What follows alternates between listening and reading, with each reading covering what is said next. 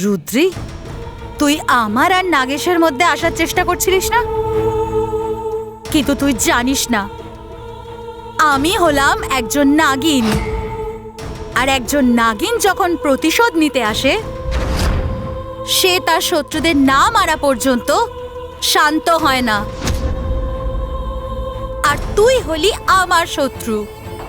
তুই কি করে ভাবলি যে আমি নাগেশকে ছেড়ে দেবো? হ্যাঁ, আমি ওই বাড়িতে একটা অন্য উদ্দেশ্য নিয়ে গেছিলাম, কিন্তু এখন আমি নাগেশকে পেতে চাই, আর নাগেশকে আমি নিজের করেই ছাড়বো। ব্যাস, তোকে তো আমার রাস্তা থেকে সরিয়েই ছাড়বো। রুদ্রি, আর মাত্র কয়েকটা মুহূর্তের অপেক্ষা, মাত্র আর কয়েকটা মুহূর্ত।